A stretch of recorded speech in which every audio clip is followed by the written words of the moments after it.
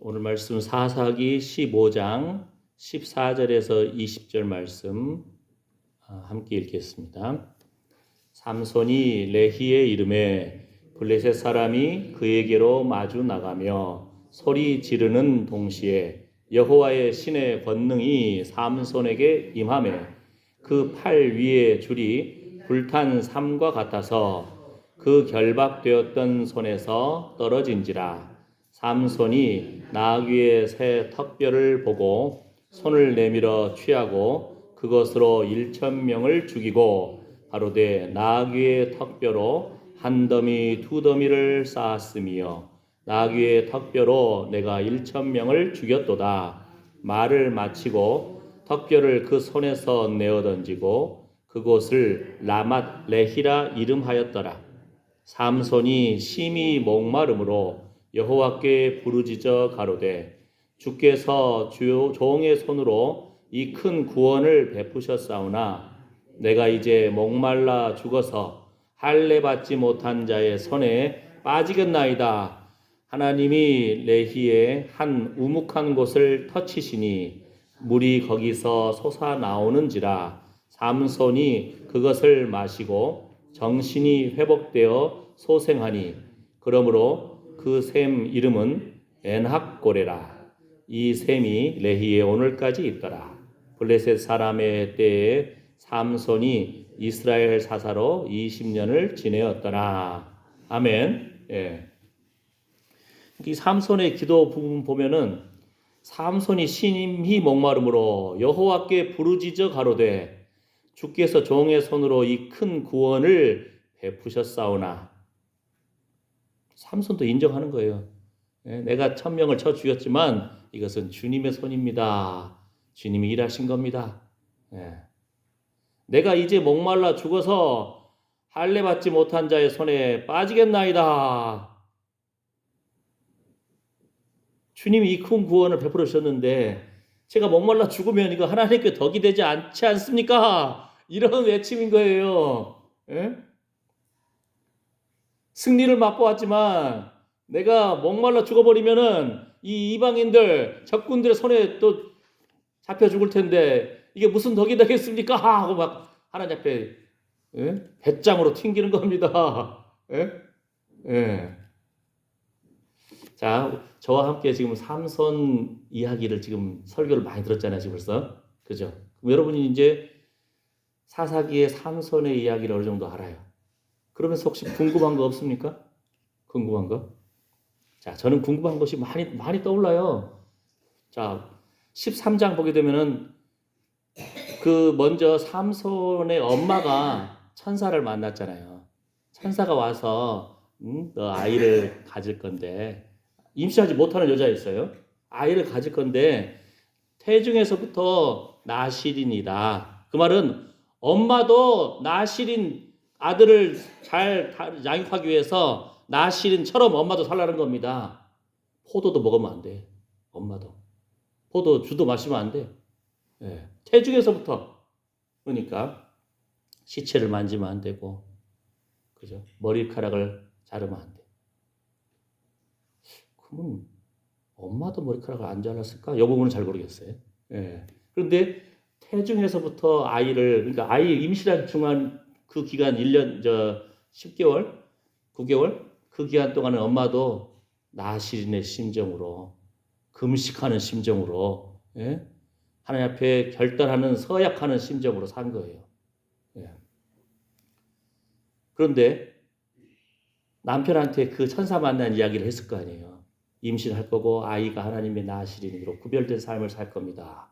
그러니까 그 남편이 기도했어요. 마노아가 여호와께 기도하여. 남편이 저에게도 다시 한번 천사 나타나셔서 말씀해 주십시오. 어떻게 이 아이를 키울까요? 이렇게 기도했거든요. 근데 하나님이 마노아의 목소리를 들으시니라.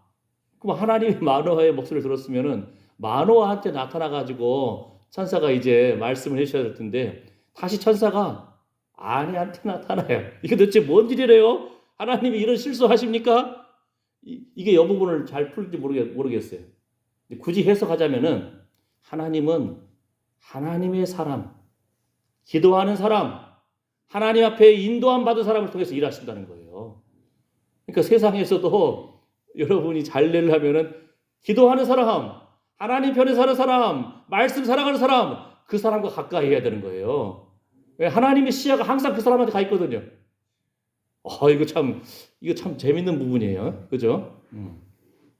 그 다음에 14장을 보게 되면은 여호와의 신이 삼손에게 크게 임하심에, 삼손이 그 수수께끼를 내잖아요. 그 강한 자에게서 단 것이 나오고 그 사자를 본인이 여호와의 신에 이끌려 가지고 사자 새끼예요. 그냥 찢어 죽여버렸어요. 무기도 없는 상태에서 삼손이. 그 다음 보니까 사자의 몸 안에 벌들이 벌집 만들고 꿀을 만들어 놓은 거예요. 그 상태. 그 상태인데 삼손이 수수께끼를 만들었잖아요. 그 당시 결혼 문화가 7일 동안 함께 마시고 춤추고 노래하는 결혼 예식을 7일 동안 하는 것 같아요. 야곱 때도 보면 한 7일 동안 하더니 이 삼손 이쪽 문화에서도 보니까 7일 동안 결혼 잔치를 하는 거예요. 예. 그러면서 삼손이 막 수수께끼를 냈는데 문제는 그 아내가 계속 그 수수께끼 정답이 뭡니까? 아내가 자꾸 괴롭히는 거예요. 알려달라고. 왜냐하면 그 지역 사람들이 안 가르쳐주면 다 불태워 죽여버리겠다. 이렇게 하니까 할 수 없이 삼손이 알려주거든요. 그래가지고는 야, 너희들이 이 수수께끼 답을 알겠냐? 우리 아내, 그러니까 뭐라겠죠? 암송아지로 밭갈지 아니하면. 삼손이 참 비유적인 표현을 해요. 자기 아내를 막 괴롭게 해가지고 내가 아내한테 가르쳐줬기 때문에 너희가 아는 거다 하면서 삼손이 열받아 있거든요. 그러면서 30명을 쳐 죽여요. 이 시대의 윤리 개념으로 보게 되면은 삼손이 30명을 쳐 죽이네. 아이고, 이 사람 진짜 살인자네. 이렇게 볼 수 없다는 거예요. 아시겠죠? 성경을 볼 때 이 시대 오늘날의 윤리와 오늘날의 한국 법으로 이 성경을 보면 안 되는 거예요. 성경에 나와 있는 윤리 중에서 한국 법에 안 맞는 것도 많아요. 우리가 알고 있는 기독교적인 윤리에 안 맞는 것들이 많아요. 성경에 나와 있는. 아브라함이 첩을 뒀어요. 아브라함이 사촌과 결혼했어요. 그죠? 예. 네. 막 이런 부분들. 그 다음에 지금은 블레셋과 전쟁 중이거든요. 삼손의 사명이 블레셋을 어떻게든 쳐가지고 그들로부터 이스라엘 백성들을 구원하기 시작하는 것이 삼손의 사명인 거예요.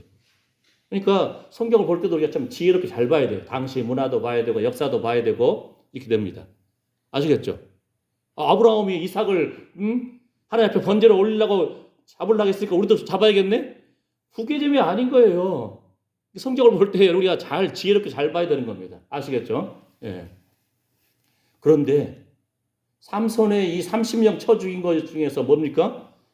삼손이 꾀를 냈지만 할 수 없이 답을 알려줬고 그들이 답을 맞히니까 삼손이 열받아가지고 다른 블레셋 지역 아스글론에 가가지고 30명 쳐 죽여서 그들의 옷을 벗겨가지고 그 옷을 내기로 했거든요. 옷을. 배옷과 겉옷. 당시 옷은 굉장히 귀합니다. 그때 당시 사람들은 옷 한두 벌 가지고 평생 살아요. 그러니까 그것도 제대로 빨겠습니까? 냄새가 끝내주는 거죠. 그 사람들은. 또 향료가 있는 그 음식들을 먹었으니 여러분 양고기 먹어본 적 있어요? 제대로 간 안 하면 냄새 굉장하거든요. 근데 맛있어요, 양고기. 양념 잘하면은. 양꼬치라고 그러잖아요, 양꼬치. 예수님도 좋아하시고. 그런데 이 사람들 그 온몸에 냄새를 나는 건데 그렇지만 그 옷이 귀한 거예요. 근데 그 옷을 30명을 쳐 죽여가지고 옷을 내기에 그거를 갚았잖아요. 근데 가장 중요한 건 뭐예요? 여호와의 신이 삼손에게 크게 임하시니. 이 과정에서 또 하나님이 함께 하셨다는 겁니다. 삼손이 일한 것 중에서 이렇게 여호와의 신이 삼손에게 크게 임하심이라는 부분이 있고요. 이 구절이 없는 부분들이 있어요. 하나님이 삼손에게 능력을 주시고 힘을 주시고 지혜를 주시고 그 귀한 엄청난 힘을 주셨는데 삼손이 하나님의 열심으로 하지 않은 나의 열심으로 한 것도 있다는 걸 쉽게 말했어요. 내가 열받아서 한 것도 있다는 거예요. 삼손이. 그런 부분. 백성들 열받아가지고 쳐 죽인 것도 있고요. 블레셋 사람들. 여우 300마리를 잡아가지고 그냥 두 꼬리를 묶어가지고 그 가운데 회라고 해가지고 횃불을 잡아다 놓으니까 막 돌아다니면서 블레셋 사람들 밭을 다 불태워버리고 이 장면에서도 그게 안 나와요. 여호와의 신이 크게 감동하며. 그 다음에 그 사람들을 쳐 죽이는 장면에서도 안 나오는 장면들이 몇 군데 있어요. 또 하나 안 나오는 장면이 뭐가 나오냐면요.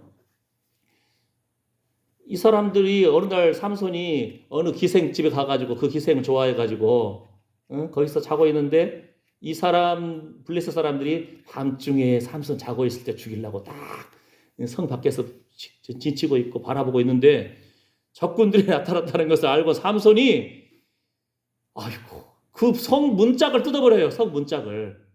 여러분 성 문짝이 최소한 우리 교회 밑에서부터 천장까지 길이를 잘 아시는 분은 딱 금방 어느 정도 한 몇 미터 되겠다 하겠죠. 최소한 요거보다 더 클 수도 있어요. 성 문짝이. 그죠? 왜냐면 마지막 윗부분이 끝에가 이렇게 쑥 돌아가니까 아치형으로 이렇게 양쪽 문짝을 뜯어버려요. 삼손이.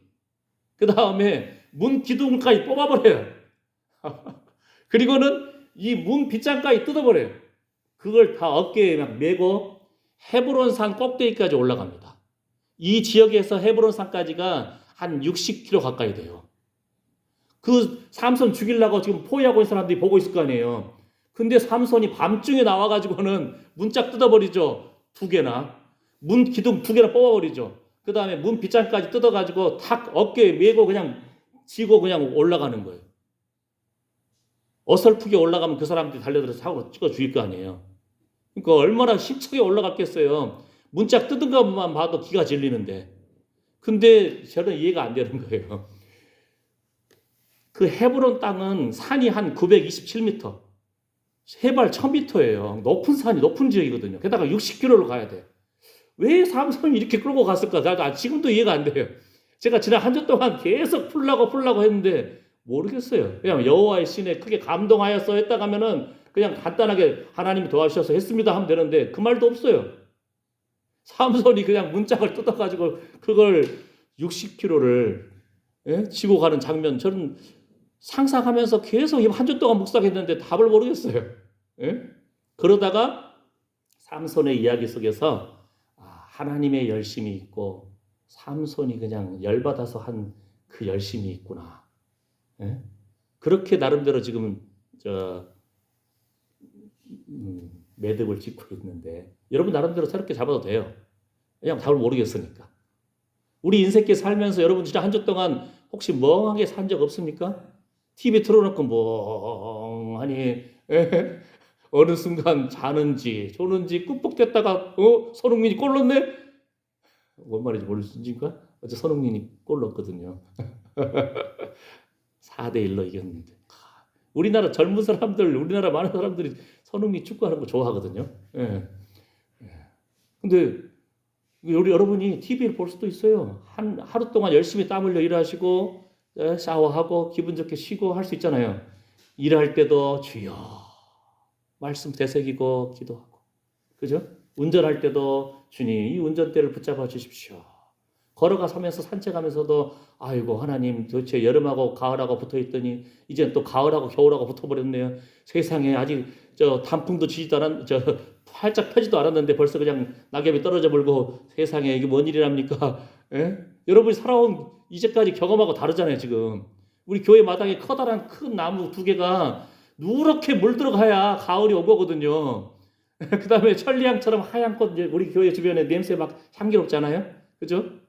이것이 활짝 폈다가 뚜두둑 떨어지고 낙엽이 떨어지고 해야 가을 돼서 이제 겨울로 들어가는 건데 이건 가을하고 겨울하고도 막 짬뽕이 돼 있고 지금 계절이 우리가 생각하던 만큼 안 돌아갑니다. 여름이 한 달 더 길어졌다는 거예요. 이 변화무쌍한 속에서 정신을 차려야 됩니다. 아멘. 아멘. 주님 곧 오신다겠는데 우리가 세상의 재미에 세상의 그 미혹에 빠지면 안 되는 겁니다. 아멘. 삼손이 하나님이 주신 그 능력이 있는데 내 분으로 내 열심으로 막 하기도 하고 하나님이 여호와의 신에 감동돼서 싸우기도 하고 30명을 쳐 죽이기도 하고 1000명을 쳐 죽이기도 하고 그런 과정 속에서 오늘 이 본문은 지난주에 본문하고 똑같아요. 똑같은 본문이지만 새롭게 다가오더라고요. 뭐가 다가오는지 아십니까? 이따 결론을 맺겠지만 자, 이 1000명을 쳐 죽일 때도 여호와의 신의 권능이 삼손에게 임한 하나님의 열심으로 싸운 전쟁이라는 거예요. 그 부분은. 아셨죠? 그 다음 또 한 가지 의문이 드는 것이 15장에 블레셋 사람의 때에 삼손이 이스라엘 사사로 20년을 지내었더라. 이 구절 한번 나오잖아요. 그런데 16장 끝부분에 삼손이 이스라엘 사사로 20년을 지내었더라. 이 말이 두 번이나 나와요. 왜 그럴까? 왜 그럴까? 그러니까 물론 1000명을 쳐 죽이고 곧바로 20년이 지나가 버린 것은 아니잖아요. 삼손의 사사로서 사역한 삶이 20년 기간이 있고 마지막에 또 그 마지막 여정 가운데에 삼손과 들릴라. 삼손의 이름이 뜻이 뭐라겠죠? 태양. 들릴라라는 이름 뜻이 뭐예요? 암흑이라는 뜻이에요. 하늘에 하나님의 영광의 광채를 맛본 태양이라고 이름 불러져 있는 삼손이 빛의 아들이 암흑을 사랑하는 거예요. 어둠을 사랑하는 거예요. 어둠의 여인을 사랑하는 거예요. 여러분 시뻘겋게 뜨거운 불 끌 때 어떻게 합니까? 뚜껑 확 덮어버리면은 산소 없으면 죽어요. 불도 꺼져버려요. 아니면 물 찌그른다고 해도 다시 새벽 되면 살아오더라고요. 불이, 숯불이. 근데 우리 여러분 다라이 같은 거 있잖아요. 커다란 거 통에다가 물 가득 찬 데다가 뜨거운 숯불 확 넣어버리면은 꺼져버려요. 그 불덩어리가 꺼져버린다니까요. 우리가 아무리 항상 은혜 충만하면 좋겠지만 말씀 충만하면 좋겠지만 우리 인생입니다. 허리도 아프고 배도 고플 수도 있고 일이 뜻대로 안 될 수도 있고 자식이 속썩일 때도 있고 인생 살면서 이웃들하고 티격태격 할 때도 있고 우리 쉽게 낙심할 수 있는 존재라는 거예요. 쉽게 분뇌할 수 있는 존재라는 거예요. 그러나 해가 지도록 돈을 품지 말고. 왜요? 마귀로 틈 못하게 하려고. 우리 연약한 존재라니까요. 우리 말로 실수도 많이 하고 연약합니다. 쉽게 우리가 주님 사랑합니다 하고는 쉽게 꺼질 수 있는 존재라는 거예요. 그 태양과 같은 삼손이 어둠의 여인을 사랑하는 거예요. 그 여인의 무릎 베기 하고 탁 취해가지고 자면서 그걸 삼손이 그게 취미생활이었나 봐요. 술 한잔 딱 하고 여인의 부드러운 물 베기 하면서 잠을 자고 딱 하면은 들릴라가 앞에서 물어보는 거예요. 당신의 힘이 어디서 나와요? 어떻게 하면 당신 힘이 없어져요? 삼손이 3번이나 속였다가 도저히 못 견디겠는 뭐라고요? 계속 괴롭히니까 당신 나를 희롱합니까? 나한테 정직하지 않네요. 저한테 진정함이 없어요. 날 사랑하지 않는가 봐. 그러니까 삼손이 마음이 번뇌해서 죽을 지경이라 이렇게 배워 나와요. 성경에. 그러니까 남자들도 여자의 말에 진짜 꼼짝 못한다니까요. 예? 괴롭히면은 지옥이 따로 없어요. 그런데 하나님 앞에서 그렇게 20년 사사로 지내야 되는데 마지막 인생 후반부가 뭐라겠죠? 삼손은 태중에서부터 나시린이기 때문에 계속 엄마 말을 들었어요. 너 머리 감지 말아라. 너 심지어는 포도밭에도 들어가지 마. 너 시체 만지면 안 돼. 너는 구별된 인생을 살아야 돼. 그런데 삼손이 처음부터 한번 팍 깨져가지고 하나님 제 잘못했으면 돌아오면 다행인데 당시 화장실 별로 없으니까 막 화장실 급했나 봐. 포도밭에 들어갔다가 포도 다 먹으면서 그죠? 예. 그 다음에 사자를 찢어 죽이면서 그리고는 사자 시체 안에 있는 꿀을 딱 퍼먹으면서 그러니까 포도 시체 만졌죠. 그러다가 머리카락은 안 자르려고 자기 나름대로 얼마나 몸부림쳤겠어요. 주님 제가 이번에도 넘어졌습니다. 하나님 포도주 갖고 가지 말라고 했는데 포도 먹었네요. 포도주 마셨는데 또 취해가지고 여인의 무릎 속에서 넘어지면서 하나님 나 같은 죄인도 구원받을 수 있습니까? 하나님 저를 좀 불쌍히 해주십시오. 이렇게 기도하면서 살았을 거 아니에요. 그러다가 시체도 만졌네. 아이고 하나님 또 넘어졌네요. 그러면서 이제 머리는 안 자르려고 이렇게 발버둥 치다 하다가 그 인생 후반부 마지막에 그 여인의 그 꼬드김과 여인의 그냥 막 재촉하는 것에 아유 못 살겠다 하고는 그냥 나 당신 사랑합니다. 비밀을 알려줘요. 네. 인생 후반부에 넘어진 분들.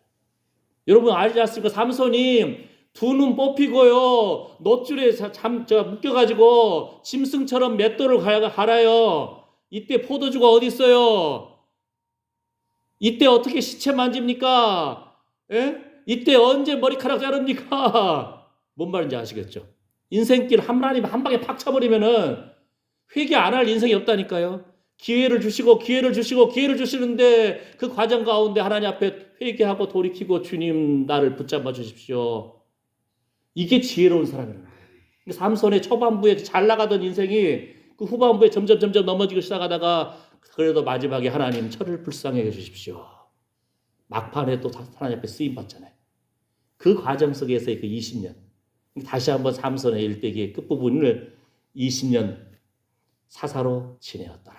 두 번 나오는 것 같아요. 그래서 그 다음 또 한 가지, 아까 못 푸른 부분, 두 성 문짝들을 뜯어버리고 두 설주 뜯어버리고 빗장을 뜯어가지고 가는 요 장면 속에서 제가 이걸 답을 못 찾았다가 하나님의 열심, 나의 열심, 이걸로 어느 정도 가닥을 잡았는데, 어떤 사람이, 그러니까 그 어떤 아이가 차 타고 가다가, 엄마 아빠랑 차 타고 가다가 차는 어떻게 달려요? 꼬마니까 궁금할 거 아니에요. 예? 차는 도대체 어떻게 달려요? 그러니까 아빠는 어떻게, 기계를 아니까, 야, 이 운전대가 있고 엔진이란 것이 있고 바퀴와 관련된 구동축이 있고 이걸 돌아가는 것이 있는 거 한참 설명하고 있는데, 예? 아이가 알아듣겠어요? 못 알아듣잖아요. 그냥 아이 생각에는 차가 정말 빠르네, 바퀴가 피피피 돌아가네, 잘 돌아가네, 어떻게 달래요? 그냥 질문한 거예요. 그런데 엄마가 뭐라 하냐면은, 차는 쌩쌩 달리는 거야. 차는 쌩쌩 달려. 그러면 아들이나 딸은, 아유, 그렇구나, 쌩쌩 달리는구나, 그럼 된 거예요. 그 상황에서. 근데 저도 주제를 딱 잡았다가 안 풀리면요, 한 주 내내 고민했다가 답이 안 풀린다니까요. 왜 삼손은 그렇게 성 문짝을 뜯어버리고 양 기둥을 뜯어버리고 빗장을 빼어가지고 60km나 그냥 그 언덕배기 1000m 산을 올라갔을까? 적들은 죽이려고 지금 잠복해 있는데 계속 따라왔을 거 아니에요. 그냥 갈 수도 없어요. 그러다가 좀 쉬면서 잠잘 수도 없어요. 적들이 계속 보고 있을 거 아니에요. 근데 문짝을 뜯어버리고 그냥 확 메고 가니까 기가 질려버리잖아요. 그죠? 물론 어떤 사람 학자들은 이렇게 말해요.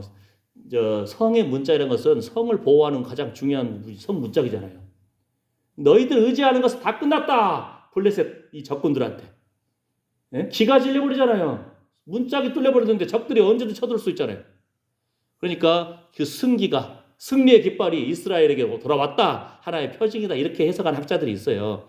그렇지만 저는 이해가 안 돼요. 그러면은 그냥 적당한 언덕배에 올라가서 문짝 던져버리지, 그럼 끝. 근데 60km를 그 1000m를 끌고 올라갔다니까요. 이해가 안 되는 거예요, 이게. 근데 이 과정 속에서는 여호와의 신에 감동되었다, 이 구절이 없어요. 그러면서 제가 보기에는 삼손에게 주신 그 힘이 내 열심으로, 내 힘으로 머무림친 인생 그 부분하고 하나님의 힘에 이끌려서 성령의 감동받아서 이끌리는 그 부분이 있고, 하나님은 철저하게 우리에게 책임을 물으시는데 우리에게 주지 않은 것 묻지 않으십니다. 우리에게 주신 은사들을 가지고 물어보시는 거예요. 너 말씀 사랑하는 은사 줬지? 얼마나 말씀을 되새기했느냐? 너 찬양의 은사를 줬지? 얼마나 하나님을 찬양했느냐? 너 기도의 은사를 줬지? 얼마나 하나님 앞에 기도의 제단을 쌓았는가? 너 섬기고 청소하고 봉사하는 은사 줬지? 얼마나 하나님 사랑하는 마음으로 그 땀 흘리면서 일했느냐? 물어보신다는 거예요. 하나님 그걸로 물어보시는 거예요. 하나님 목사에게 물어보는 책임이 따로 있고요, 성도에게 물어보는 책임이 따로 있어요. 그래서 아무나 선생이 되지 마라. 저는 더 귀한 하나님이 책임을 물어보신다니까요. 두렵고 떨림으로 우리 각자에게 주신 은사를 우리가 순종하고 하나님의 열심으로, 하나님의 성령의 감동하심으로 이걸 날마다 되새겨야 돼. 초점을 살려야 돼요. 아멘? 아멘. 안 그러면 진짜 술에 술 탄 듯 물에 물 탄 듯 우리는 시간이 하나님 부르시는 시간이 있다니까요. 시간이라는 부분도 우리에게 주신 우리에게 귀한 재산이잖아요. 하나님 앞에서 그걸 달아보실 텐데, 하나님 앞에 두렵고 떨림으로 우리가 하나님의 열심을 하기를 축복합니다. 아멘. 그 다음에 그래서 이제 오늘 본문에 이 부분이 나오는데, 이름을 짓는 삼손인 거예요. 이름을 짓는 삼손. 삼손이 1000명을 쳐 죽인 다음에 뭐라 했죠? 나귀의 새 턱뼈로 1000명을 죽이면서 두 덩어리를 만들었잖아요. 두 산을 만들었잖아요. 1000명이 쌓아서 죽여졌으니까 언덕배기가 얼마나 500명 이상 막 엄청난 사람이 지금 시체가 나뒹구고 있는 거예요. 턱뼈의 산. 라맛 레이란 말이 그런 말이에요. 턱뼈의 산. 삼손이 지금 이름을 짓는 거예요. 그 다음에 엔학고레. 이 부분이 엔이란 것은 셈이란 뜻인데, 그러니까 부르짖는 자의 셈이란 뜻입니다. 하나님, 내가 하나님의 사람으로 하나님의 전투를 했고 적군을 물리쳤는데 내가 목말라 죽으면은 이게 무슨 덕이 되겠습니까? 예? 이방인들 적군들 서로 죽으면은 이건 하나님의 전쟁이 아니지 않습니까? 하고 부르짖는 거예요. 그러니까 때를 써야 할 때 때 써야 한다니까요. 하나님 자녀의 권세를 누려야 된다니까요. 여러분 자녀들이 엄마 아빠 눈치 보면서 밥 언제 줘요? 이런가요? 신나게 놀고 와가지고는 밥 줘! 손 씻지도 않고 막 뛰어와서 밥 줘! 그러잖아요. 예? 얘가 부모한테 눈치 보면은 부모도 상당히 이제 심란해지는 거예요. 저 자식이 내 자식이 맞나? 왜 자식 날 보면서 이렇게 눈치 보지? 밥 좀 주실래요? 저 자식 과감하게 뛰어들어야 돼요. 엄마 아빠한테. 아멘. 예. 떼써야 돼요. 부르짖는 자의 셈. 예? 근데 또 한 가지 이 엔학고레란 그 히브리어가 해석할 때 부르심을 받은 자의 셈 이렇게 번역되는 것도 있답니다. 그러니까 부르짖는 자의 셈, 문맥상으로는 부르짖는 자의 셈이 맞는 것 같아요. 하나님 앞에 그냥 기도하고 부르짖는 거. 우리 성도들의 특권이 기도하고 부르짖는 거거든요. 우리 특권이에요. 아멘? 예. 또 한 가지 이 의미에 따라서 부르심을 받은 자의 셈. 우리는 부르심 받은 사람들이잖아요. 그러니까 예수 믿는 사람들의 최고의 특권이 뭡니까? 남들이 볼 때는 가서 헌금도 해야 돼? 이 바쁠 때 농번기 어떨 때는 농번기에 일해야 되는데 교회가? 그런데 예수 믿는 사람 최고의 특권이 뭐예요? 하나님 앞에 나가서 예배드리기만 해도 우리 죄 용서함 받고 그냥 마음속에 무거운 짐이 싹 씻어간다는 거예요. 예? 하루 종일 땀 흘리고 일한 다음에 물로 한번 씻어도 좋은데 하나님이 우리 죄 없다고 품어주시고 안아주신다는 거예요. 최고의 축복입니다. 천국을 하나님께서 사랑하는 자여 하면서 안아주시는 거예요. 주의 생명 날개로 그늘로 우리 보호해 주신다는 거예요. 얼마나 감사해요. 또 하나는 뭐예요? 하나님이 우리의 눈물을 닦아주시면서 우리의 부르짖는 기도를 들어주신다는 겁니다. 성도들의 특권이에요. 아멘? 예, 이 특권을 마음껏 누리시기를 축복합니다. 삼손이 이렇게 이름을 짓는 사람이었어요. 삼손의 삶의 현장 속에서. 아멘? 자, 이제 말씀을 이제 마무리할 텐데, 자, 여기서는 제가 한 단계 더 나갔어요. 뭘 나갔냐면은, 삼손이 우리 예수님이 베드로 보고 뭐라 그랬죠? 네가 젊어서는 이리 뛰고 저리 뛰고 다니다가, 이제는 그 뭐라고 표현하죠? 이제 묶여서 다니는 인생, 붙잡힌 인생을 산다. 이런 베드로에게 그런 말을 표현한 적이 있거든요. 예, 그 인생을 보면서 아주 그냥 베드로 성질 알잖아요. 얼마나 막 열정적으로 고기 잡다가도 주의 말씀 들으면 말씀에 순종해서 그물을 내리기도 하고 주님이다 하니까 그냥 저 고기 잡다가 배에서 그냥 뛰어내려가지고 제 앞에 달려가기도 하고 성경에 똑같은 제자들이 있는데 한 50m 또는 100m만 좀 더 가면 이제 육지에 도착하니까 도착한 다음에 내려도 돼요. 근데 베드로는 예수님이다 하니까 그냥 물속에 몸을 뛰어내려버려요. 예? 그러다가 예수님 십자가서 피를 흘리고 죽으시니까 고기를 잡으러 가야지. 그러니까 다른 제자들도 다 같이 또 고기 잡으러 가버리는 거예요. 그러니까 그 재능과 은사가 있는 사람들이 있거든요. 성령의 은사가 있는 사람도 있고 그 다음에 일반적으로 그 지휘력, 지도력, 리더십 그 능력 있는 사람들이 있어요. 베드로가 주님 오실 때까지 기다려야겠지. 기도하자 깨어있자 이렇게 나가는 것이 아니고 예수님 십자가에 죽어버렸네. 고기를 잡으러 가야겠지. 다른 사람들도 나도 간다. 그러니까 여러분 사람들 한 사람 한 사람이 믿음의 선포를 하시기를 축복합니다. 아멘. 믿음의 사람, 기도하는 사람, 말씀 붙드는 사람, 예배에 승부를 거는 사람, 이런 선한 영향력을 펼치시기를 축복합니다. 아멘. 그 다음 두 번째가 뭐예요? 이제 이게 뭐라 그랬죠?